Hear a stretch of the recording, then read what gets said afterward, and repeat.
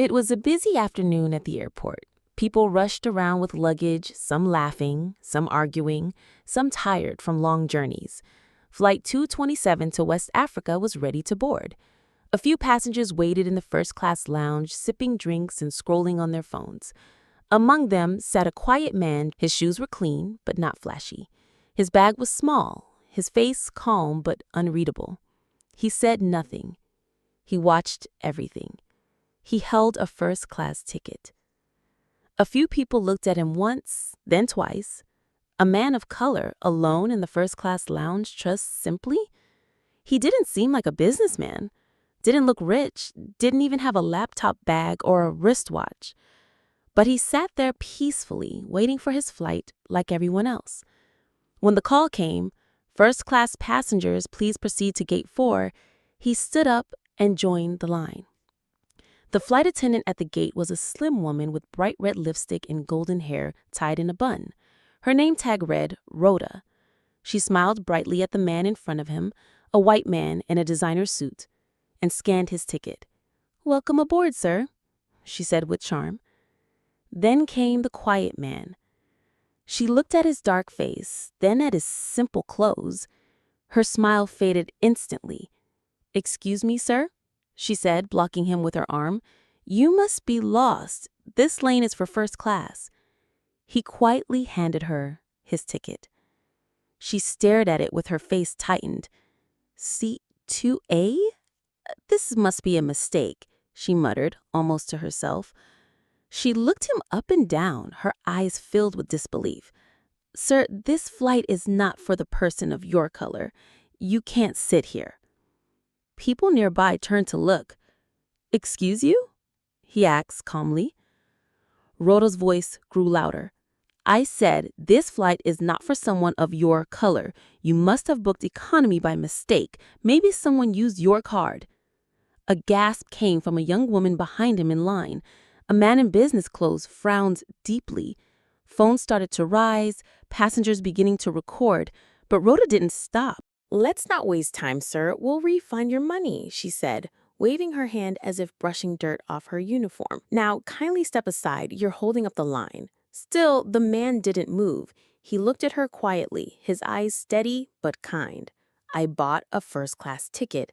That's my seat. 2A, she scoffed. "You can't even pronounce the name of this airline and you want to sit in first class." The crowd grew restless. A junior attendant, a young man in glasses, walked over. "Is everything all right?" he asked. Rhoda leaned in. "This guy's trying to force his way into first class with a fake ticket," she whispered. The junior attendant took the ticket and scanned it with the handheld device. A green checkmark appeared with a soft beep. "It's valid," he said quietly. Rhoda's face twisted with anger. "It doesn't matter," she said. "Look at him. Do you really think he belongs in seat 2A? By now, 5 or 6 people were filming. The man stepped aside to let a mother with a baby pass through. He turned back to Rhoda. "I'm not here for drama," he said calmly. "I just want to take my seat." The junior attendant looked troubled. "Rhoda, maybe we should just—" "You want to lose your job over this?" she snapped. The quiet man sighed and stepped forward. "I will take my seat now," he said. Rhoda stood frozen. She didn't know what to do. Her authority was slipping away in front of the passengers. Finally, she stepped aside but hissed, "Don't say I didn't warn you. We'll see how long you last in that seat."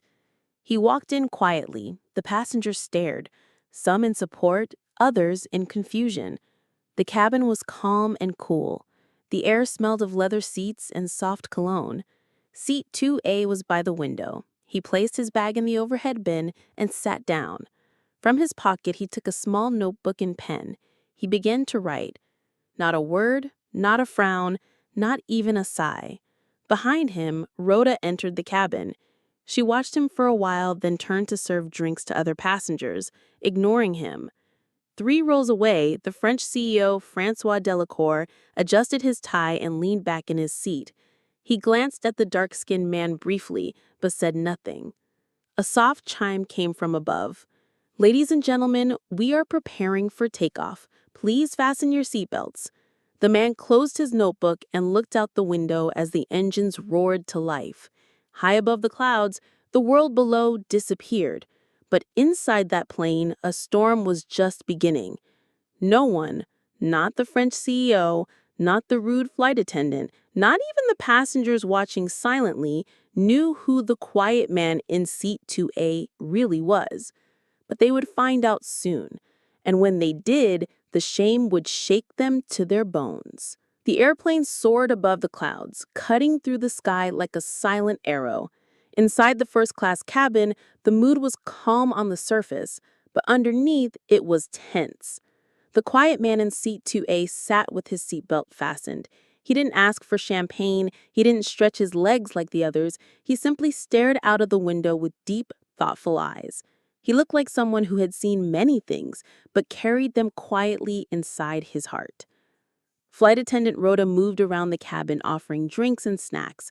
Her face wore a plastic smile for everyone except him. When she got to seat 2B, right beside him, she paused. The passenger there, an older French woman with pearl earrings, smiled politely and asked for green tea. Rhoda nodded. "Of course, ma'am." Then she turned sharply to the man in 2A. "What would you like to drink?" she asked, voice flat and cold. He looked up gently and replied, "Just water, please." She rolled her eyes. "We have sparkling and still. Pick one." "Still water is fine," he said calmly. She brought his water, but unlike the others, she didn't place it on a napkin. She didn't smile. She didn't even say, "Here you go." She simply dropped the bottle on the tray table, and it nearly fell over. He picked it up, fixed the cap, and took a sip. Still calm, still silent. Across the aisle, Francois Delacour noticed. He frowned. Something about the way Rhoda treated this man didn't sit right with him. Francois had met arrogant people in business, but this wasn't pride. It was quiet strength. The man hadn't spoken more than 10 words since boarding, but there was something royal about him. Rhoda came by again, handing out hot towels. She skipped seat 2A entirely. The man didn't complain, but passengers were noticing. The woman in 2B whispered, "Why does she keep ignoring him? He's not causing trouble." The man in 3C murmured to his wife, "Maybe she thinks he's not supposed to be here." Meanwhile, in the economy cabin, people laughed, babies cried, and the plane rocked gently with light turbulence. Back in first class, something was about to happen. A younger attendant, the same one who had scanned the men's ticket earlier, quietly approached Rhoda at the front of the cabin. "Can I talk to you?" he asked. She sighed. "What now?" He leaned closer. "You need to stop treating that man like he's invisible. People are noticing. They're filming." "So?" Rhoda snapped. "Let them film. Let the whole world see. That seat doesn't belong to people like him. He bought it, fine, but he doesn't belong here. He knows it. I know it." The junior attendant looked alarmed. "You're crossing a line." "No. He crossed the line," Rhoda whispered harshly. "People like him should know their place. They want to act like kings and sit in places they don't belong, then let them face the pressure." Suddenly, the plane shook a little harder. A sharp bump paused a few passengers to grip their armrests. Rhoda turned and quickly walked back toward the first-class cabin. "Ladies and gentlemen," the captain said over the speaker, "we're passing through a small storm. Please stay seated and keep your seatbelts fastened." Rhoda moved down the aisle, checking belts. When she reached seat 2A again, she stopped. "You better buckle up tight," she said with a slight smirk. "Wouldn't want you flying out of your seat." The man looked at her and calmly replied, "Thank you for the reminder." She wasn't expecting that. Her face hardened and she moved on.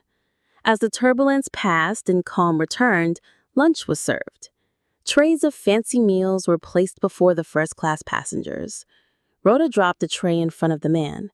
"Here, hope this meets your standards." He looked at the tray and nodded. "Thank you." Francois had seen enough.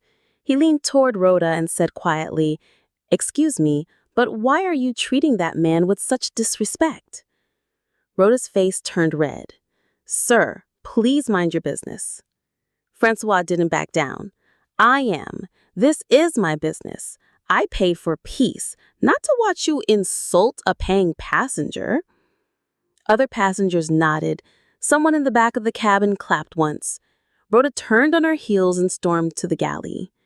Inside, she paced like a lion. "How dare they defend him?" she whispered to herself. "Who does he think he is?"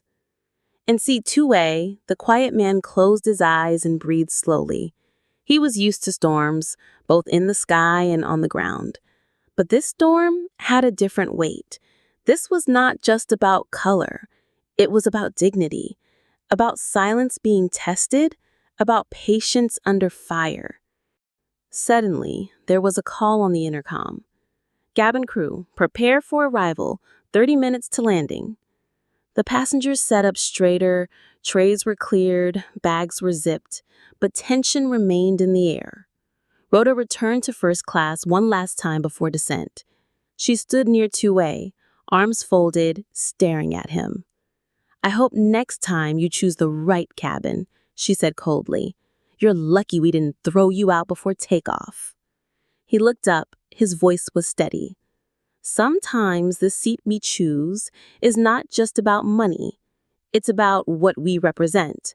I will continue to choose this seat, not because of comfort, but because of what must change." His words echoed in Rhoda's ears. She didn't understand them fully, but they made her feel small. As the plane began to descend, the clouds parted and the city lights of Lagos sparkled. Below, passengers prepared to exit. The man in 2A picked up his small bag, stood tall, and waited his turn. No one, not Rhoda, not Francois, not even the curious passengers recording, knew that when the wheels touched down, the quiet man would step out not just as a passenger, but as the most powerful man on that plane. The wheels of the plane touched down with a gentle bounce. The lights inside the cabin turned on, and a voice came through the speakers. "Ladies and gentlemen, welcome to Lagos. Please remain seated until the aircraft comes to a complete stop." Passengers clapped lightly. Some were glad the flight was over, others stretched and yawned, but in first class, all eyes were still on one man, seat 2A. The quiet African man had said nothing the entire flight. Even after being insulted, ignored, and mistreated, he sat calmly, like a mountain that refuses to move. Rhoda, the head flight attendant, was not done with him. As people began to unfasten their belts and collect their bags, Rhoda walked up to him again. Her voice was low, but filled with poison. "I wish you never entered this flight," she said harshly. He looked up slowly, but said nothing. She leaned closer, making sure no one else could hear. "You smell like someone who hasn't taken a bath for a whole month," she whispered with a cruel smirk. "You think sitting in first class makes you clean. It doesn't. It just makes this cabin stink." He blinked once.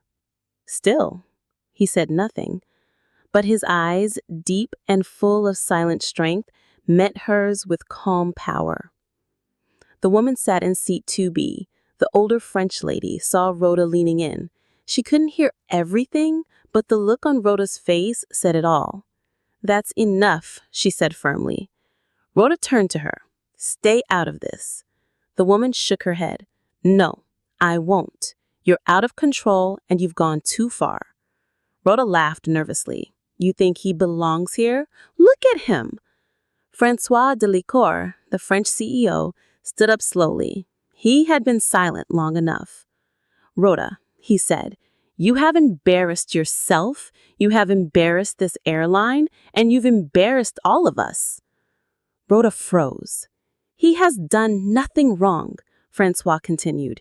"He paid for this seat, behaved with grace, and showed more dignity than you could ever understand.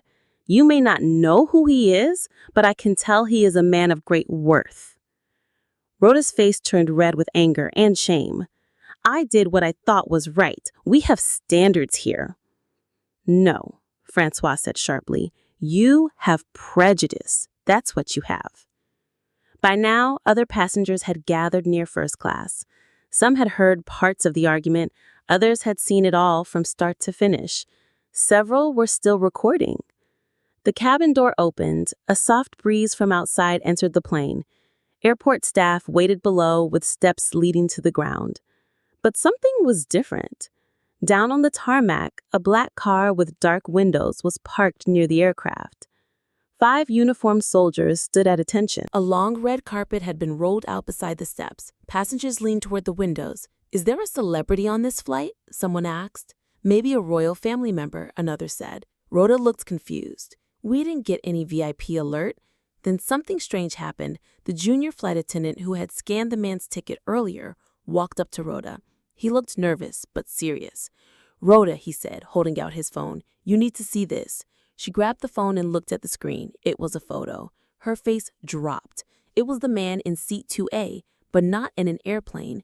He was wearing a blue suite, standing before a crowd of thousands in a hall, ministering to several sick people and preaching the gospel. The president of Love World, Pastor Chris, as he is formally known. Rhoda's hand began to shake. She looked up quickly, searching for the man. He was standing now, lifting his bag slowly from the overhead bin. No, this can't be," she whispered. He walked toward the exit without a word. "Wait," Rhoda called, her voice suddenly soft. "Sir?" He stopped and turned around. Her lips trembled. "I didn't know. I didn't mean to." Pastor Chris looked at her. His eyes held no hate, no revenge, only quiet truth. "Would it have made a difference if you had known?" he asked gently. Rhoda opened her mouth, but no words came out. "Respect is not a gift for the powerful," he said. "It is a duty to every human being." Then he turned and walked out of the plane. The sun outside was bright. The soldiers saluted sharply. One opened the car door, but he didn't enter immediately. He turned around and looked up at the plane. Inside, passengers watched through the windows. Some had tears in their eyes. Others shook their heads in shame. Francois stepped out and caught up with him. "Pastor Sir," he said, his voice humble, "please forgive us. I had no idea. You carry yourself with such humility. It is truly admirable." Pastor Chris smiled gently. "Sometimes we must walk low to see how deep people's hearts are." They shook hands. Back inside the cabin, Rhoda sat in an empty seat, her face pale, her hands shaking. The junior attendant stood beside her. "You didn't just insult a president," he said softly. "You insulted all of us who look like him." The captain came out of the cockpit. "Prepare a written report," he told her, "and expect to be questioned." Rhoda buried her face in her hands. Outside, cameras flashed, the red carpet rolled on, and the quiet man from seat 2A entered his black car, not with pride, but with purpose. He had flown as a passenger, but landed as a lesson. The news spread like wildfire before the plane even finished unloading. Videos had already gone viral. Passengers had posted clips of the incident on social media. Rhoda shouting, the quiet man sitting calmly, Francois defending him. The moment the truth came out, the internet was on fire. People were angry, shocked, inspired. Many were ashamed. Inside the airport, as other passengers moved through immigration and customs, the staff scrambled. Security officers stood straight. Airport workers whispered and pointed. "Did you hear? He was on our flight. The president of Love World, Pastor Chris, and Rhoda insulted him." Meanwhile, Rhoda stood in a small office near the jet bridge, her face pale, her hands cold. The airline manager paced in front of her. "Do you realize what you've done?" he snapped. "I didn't know," she whispered. "That's not the point," he said. "It's not about who he is. It's about what you said. This flight is not for the person of your color. You smell like someone who hasn't bathed in a month." She looked down, tears rolled down her cheeks. "I was just doing my job," she said weakly. "No," the manager replied firmly. "You were abusing your position, and you've done it before." Rhoda gasped. "What do you mean? You think we haven't gotten complaints? You think this is the first time?" She froze. Outside, Pastor Chris sat in his car. The airport director stood beside him, sweating, trying to explain. "Pastor Sir, we are deeply sorry. If we had known..." Pastor Chris raised his hand gently. "That's the problem," he said. "You only care when you know." The director fell silent. "I flew today not to test anyone," he continued. "I flew as a simple man. I wanted to feel what the people feel, and now I know." He looked out the window at the airport building. That woman did not insult just me, he said. She insulted millions of Africans, poor and rich. She showed us how deep racism still lives in some hearts. The airport director nodded. She has been removed from duty.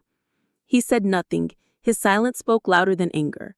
A reporter rushed forward, calling out, "Pastor Sir, will you press charges?"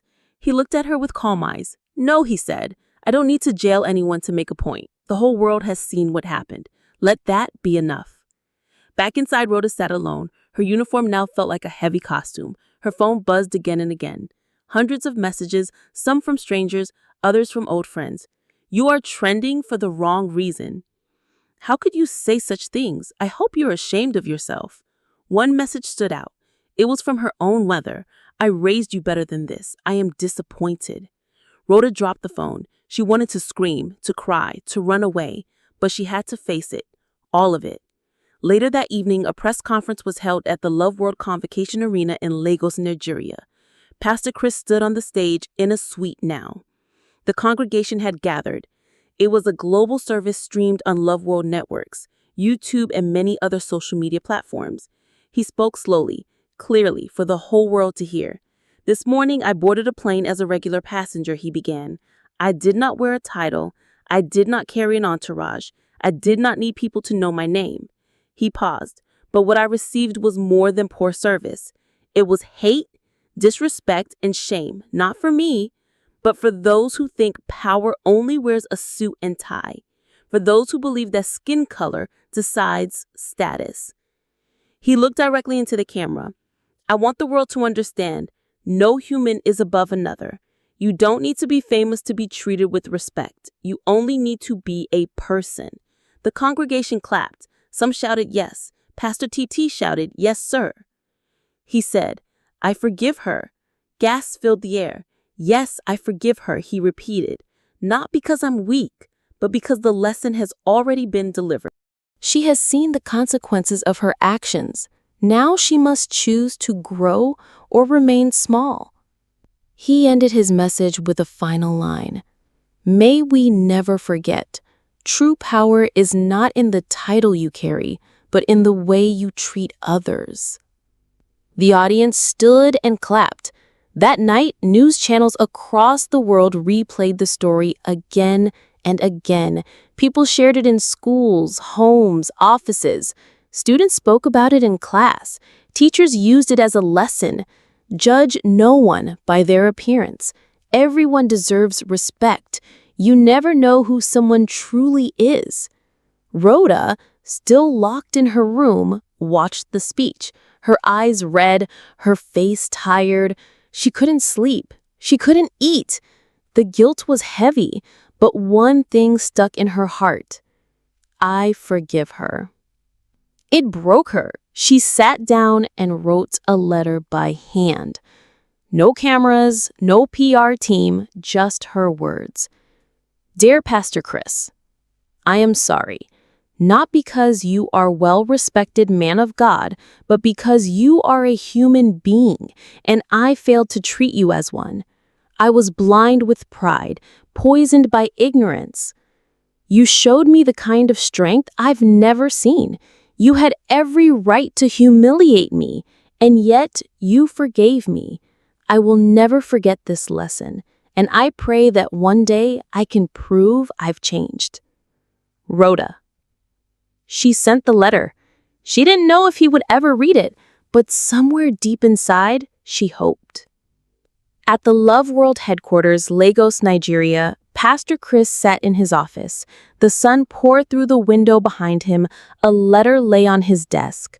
Rhoda's handwritten apology. He read it again. The words were simple, honest, no excuses, just regret and a promise to grow. He folded the letter and placed it gently in a drawer. A knock came on the door. "Come in," he said. His assistant entered with a file.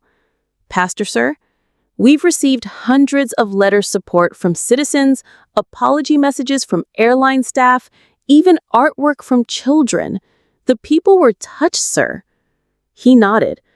"I didn't plan for this to happen. I only wanted peace that day." "I know, sir, but your silence spoke louder than 1,000 speeches.